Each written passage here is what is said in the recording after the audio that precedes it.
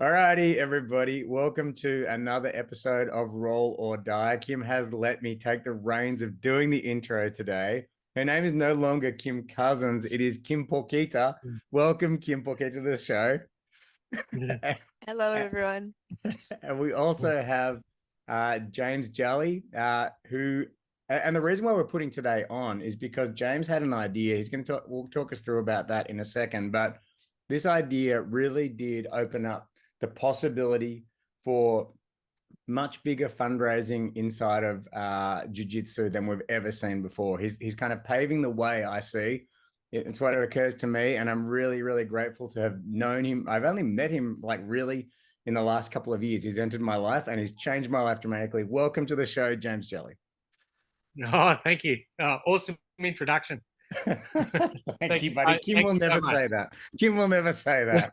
No, I never will. Sorry, James. Oh, man. Great to be here. Thanks, brother. So sometime back in May, you had an idea. You were actually teaching at one of our community classes, and talk us through a bit about how it all went down. Yeah. So quite a while ago, I found out that a friend of mine from when I was up in Ballina and Byron, Icaro Marquez, had cancer. He'd had it for quite a while, and there'd been a few bits, sort of little fundraisers and things, maybe a year or so ago. And I saw a Facebook post from Icaro's wife, Liz, and it was a GoFundMe, and it was pretty much stating that Icaro's cancer was pretty bad and that he needed, he was trying to get onto some new trial treatment in the US. That was going to be pretty expensive, and they were trying to raise $30K.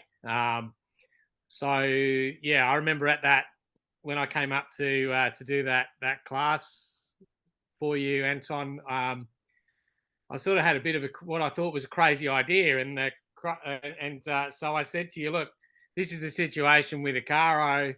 You know, I was thinking about maybe doing a little fundraiser for him, but what the hell?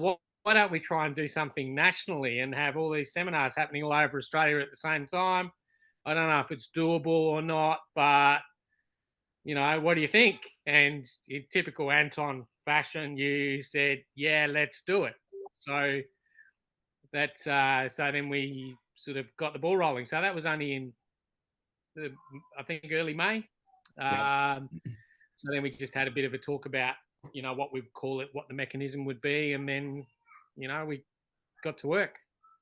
Absolutely. It was amazing just to see. And I remember this. In fact, I've got this, if I share my screen here, what you should be able to see shortly is this Facebook page that we set up back in, I'm not sure when we set up the page, but we put up a temporary profile picture back on May 10.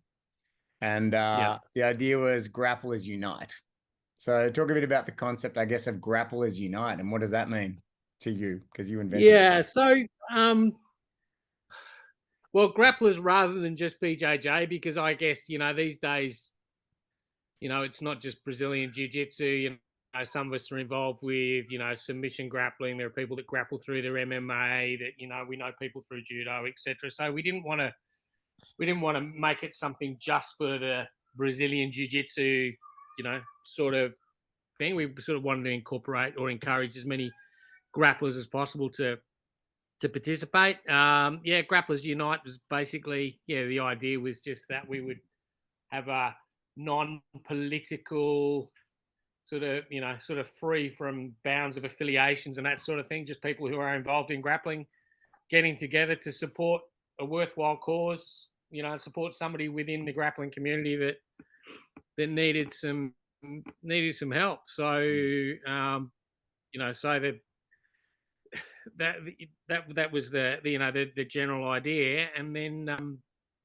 we got to work sort of contacting people by phone and messenger and email, etc., just sort of to gauge whether people would support this sort of thing and whether we could get that sort of support from grapplers from around the country. And I guess I made this comment before.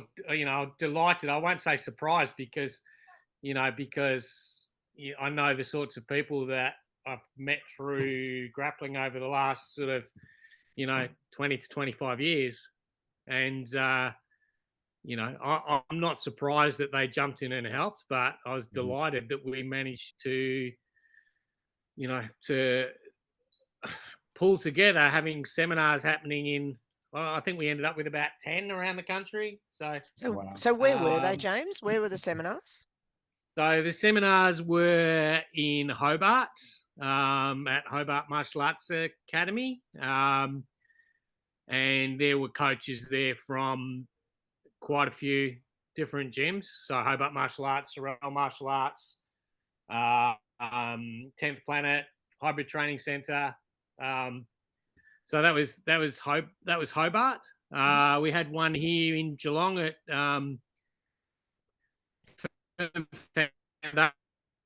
which is a little community club that's run by Grady and Emily Lewis. And we had coaches from quite a few local gyms. And then Big G and Anton up at Jihad's gym. Absolutely. We had kids in our seminar, but mostly we did the live stream from there. Actually, that was like the live stream hub where we brought in mission control. Mission control. We actually, Kim, we had live streams of all of the different gyms, sometimes all of them at once or a bunch of them at once. It was really cool. We're interviewing the people who are the coaches who are running the seminars on the mats. Like it wasn't too difficult to do, and everybody was just in the best spirits. Look at some of those players. Look at like Hobart. Cool seminar, great spaces. Yeah. Everybody just so willing to participate. Marianne teaching at Geelong. Yeah. Yeah. So then, and then Shepparton at Gracie Jiu Jitsu in Shepparton, which were pretty much, it was Shepparton, it was Gracie Jiu Jitsu Shepparton and the Robinson Jiu Jitsu crew. Mm-hmm.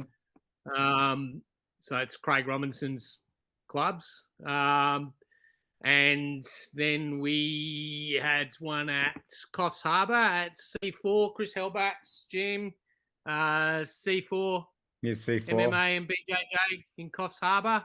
And they had quite a few people there.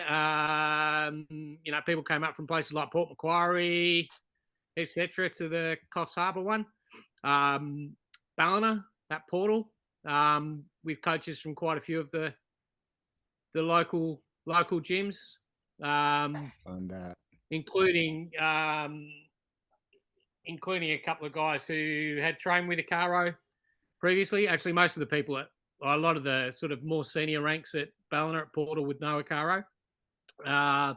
So we had that one.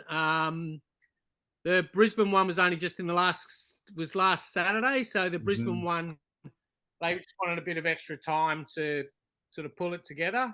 So that was at Arco, which is Robbie and Lindsay Paraha's gym in Brisbane. So I had some awesome coaches there. We're after that. Then we had Darwin. Pretty much all the clubs at Darwin were involved. I think there's a great picture from one of the Darwin from the Darwin seminar. They had awesome attendance there. I can't find it. Adam Metcalf in Perth. Wow. And then we had another one that sort of came up at the last minute. So a couple of guys as well in Mullumbimby in northern New South Wales who'd trained with the Icaro. So they organised one that was a week later. So that happened just, maybe 10 days ago, the one in Mullumbimby. Have I missed anybody, Anton? I don't think you have, man, but I've been scrolling around trying to find the various pictures as you've been talking. So I can't say I've been fully focused. It was kind of your area. So, there was a lot. And the thing is, everybody was just a yes. and we'll work it out. You know, that's what I loved about it. Like Yeah, the jiu-jitsu totally. community Yeah. really kind of sprung into action under this kind of Grapplers Unite theme. And for Akaro, some of them don't know Akaro. Some of them just know him as a black belt in jiu-jitsu. Myself being one of them. I've never met Akaro. And like, I just wanted to support him and his family because that's what we do, right? And it was really like the messages we've been getting from Akaro and Liz have been just beautiful. That they are overwhelmed by the support. And actually, I've got the GoFundMe page here, and you can see that we've now smashed through that goal of $30,000, and we're sitting at 32,000. And that is what's possible because I'm very clear that this fundraising had fully stalled out at 20 grand. It really had kind of slowed. Yeah. It had been around for a while. There were posts going around, and it needed some life, man. And you gave it life. You gave this kind of fundraising a whole new life, and just it went straight through the barricades, and it will keep going. You know, people are now aware. They'd kind of, you know, I think with social media, once something circulates a bit, we stop watching, you know, and then but this kind of brought it right back in people's faces, in people's attention, and now look what's been achieved. It's so cool. Yeah. I mean, look, it's there were times just after we'd said that we'd do it that I must admit that I thought, oh, what the hell have we got ourselves in for? Is this at all possible? You know, is this going to work? But you know, when I started talking to people and they were like, yeah, for sure. Yeah, we can do that. Yeah, we'll jump on board. Absolutely. Yeah. I mean, I think I needed you, Anton, to pull me back into line a couple of times to sort of keep things on. Gotta have faith. Keep Gotta things have on. the faith, Keep brother. things on track. It's I just think that it is just an amazing endorsement of the grappling community. Really, I mean, you know, I mean, really, all I did was had the idea, and we just played around a little bit and got some stuff on Facebook and made a few phone calls and messaged some people. But it's the community that got behind this, and you know that on the whole said yes, and then did an amazing job with very little guidance. Really, like they just did an amazing job with pulling these seminars together, and we had some great seminars. I mean, I think one of the seminars had 8 black belt coaches. I think the Darwin one, I think they had eight black belt coaches. Just incredible, you know, some incredible, you know, that's and just James, phenomenal. how did you just leave it open to people to contribute what they could, sort of thing? There was no sort of so what we basically suggested that the people hosting the seminars just said to people that entry is by either a cash donation or showing your GoFundMe receipt, and that it's whatever you can afford. You know, we're looking for for a generous donation, but you know, for some people, $20 is $100 to somebody else. So you know, and it's something at fairly short notice that people maybe hadn't necessarily factored in. So you know, I think every little bit counts, and you know, there were some, well, look, I think they're all generous donations, but you know, there were some amazing donations, and there's some amazing contributions in time as well. You know, the people that actually on the ground at the gyms that put the seminars together, they also donated their time. So, you know, also very grateful for that. But so true. Yeah, it's just so true. And you know, I'd like to think that, I mean, Doug Mayer, he's on this list, and only recently, I think he's the guy who there was a fundraiser for him. So he's generously passed on some of his donated money onto Akaro after he's had his surgery. It's like, that's so cool. Like this is what the community can do. Is like, I did notice that. It's really special to see that this community just keeps coming together and making things work. Like I was coming up with Gerald on the live stream as well. I was like, why do we all do jiu-jitsu? Like, Kim, why are you doing jiu-jitsu at this point? What motivates you, do you think? What are the keys? What you mean right at the moment? Or Yeah. Well, I mean, I've been doing it that long. I feel like it's just part of my lifestyle. And you know, it's one of those things that I like doing, but the community is definitely a part of it. I mean, most of my friends do jiu-jitsu now. Like I've only got a couple of friends that don't do it. So yeah, you're around these people so much all the time that, yeah, they become like your family, really, don't they? Absolutely. Yeah. And James, what's your motivation for jiu-jitsu nowadays? Well, I think you asked me this on the live stream actually, I did. and I can't remember how exactly how I answered it, but I probably said, which is the truth, is that similarly to Kim, most of my friends are jiu-jitsu people. You know, when I go when we have an open mat here tonight at my house, which is sort of a color belt open mat, have a feed, have a beer if they want to have a beer, get together, just hang out with some cool, like-minded people, and and when I say like-minded, that's it's probably I don't like-minded in that we've got some common goals in jiu-jitsu, but those people come from they just come from all walks of life, and you can have the brickies labourer training, grappling with the dentist. So 100%. Yeah, that's it. but yeah, it's definitely the community. I mean, it's all the niggly injuries and the pain that you go through on a daily basis. Now I think the compensation is the friendships, and the connection. And Anton, we should ask that of you then, seeing as you're asking it of us. What about you? Yeah, well, I do think, like, for me, it's the way I keep fit while I surround myself with amazing people. Like, I'm always blown away by the caliber of people in this community. Like, I can't find them in such large chunks anywhere else. Like, it's very moving to me. It's like this sport and this martial art oozes great people. Sure, there are some knobs in here,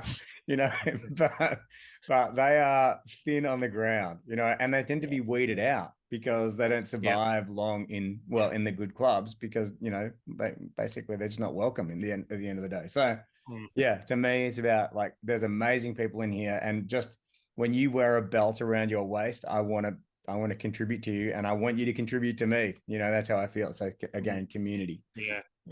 Yeah. You think that's the ego crushing that you have? Like, for it just weeds out the idiots. You can't maintain, having a big ego when you keep getting crushed over and over. So they tend to leave, and just the good people remain, or the people you become better, version of yourself, just because you're sort of doing that all the time. Yes, many a knob has become less knobby, including myself, over the years. That's it. And James, is this still going now? I mean, we may not have this episode out for a couple more weeks, but the fundraiser, it's still open for people to contribute to, yeah? Yes. So I don't know if you guys can, in the show notes, can share the GoFundMe link or something, but it is still open. And I think Icaro is the latest position of basically waiting for an assessment to see if he can go off to to have this treatment, hopefully sooner rather than later. They've got lots of expenses, and there's going to be unexpected expenses as well. So let's. He looks pretty young. Can I ask? Do you mind if I ask? Like, do you know how old he is? He doesn't look very old. No, actually, I don't know how old he is. He used to work for me as well, but I've got no idea how old he is. He'd be what, 30s? His kids look very young. So probably. Look at his beautiful probably family. 40. Yeah, maybe 40. Yeah. Too early. I mean, anytime's too early with cancer, really. But he looks like a young dude. Absolutely. And he's a lovely guy. He's an absolutely lovely guy, and and Liz is a lovely person as well. So we're more than happy to support them. And and I when you say, is this still going too, I think it would be a shame now to just wind up the Grapplers Unite mechanism. So if something comes up where other members of the community want to use the Grapplers Unite mechanism for for something, for somebody that within the community that needs something, then they should get in touch with us, and we can do whatever we need to do so that they can, maybe do something similar or different, but Agreed. but maybe if we can keep on getting people to to like the page and that sort of thing, and then and then maybe it becomes a good mechanism for future fundraisers as well. That's a great point. Yeah, when people see the Grapplers Unite promotions, it's always for a good cause. It's always going to go straight to the people. Yeah. It's never going to be a money-making exercise. So it would be great if, when we do come together as a group every once in a while, like if you were going to contribute, this could be a good thing. Like definitely keep your eye out for it. You're right. Great. Amazing, guys. Well, just to Ikaro and his family, I know they're going to watch this because we sent them the link to the Roll or Die podcast and everything else. Ikaro said, great, now I've got something to listen to on my walks. He also told us that his pain level has come down. I don't know, I don't want to overshare here, but he said things are heading in a positive direction for him to be able to travel. Okay, so that is great. So this money is going to be used as it's intended, guys. I know that much. This family are legit. So give. There's plenty of time left. I don't think they'd be taking down the GoFundMe page at all. So no. Yeah. Awesome. And I mean, I think it's nice too, because we kind of started this Roll or Die podcast as a reason to help unite the community. So it would be really good if, these two sort of projects, I guess, could come together for this sort of a thing, because we are all brothers and sisters in arms. So let's, get together and support each other in bad times. Great point. Yeah. Great point. Yeah, totally. 100%. Awesome. We might need to do one for your wedding fingers at some point soon, Kim. Too late. No amount of money will fix those. They're well and truly gone. Grapplers Unite for Kim's wedding band to be adjustable. No chance. It does not fit over these knuckles. Yeah. All right. So we will have this episode out ASAP, and as Anton said, we'll put in the show notes how people can contribute and help a brother out. Awesome. Thanks James, thanks so guys. much, really appreciate you, brother. Thank you. Appreciate you guys too. Thanks. Cheers. Okay, Bye-bye.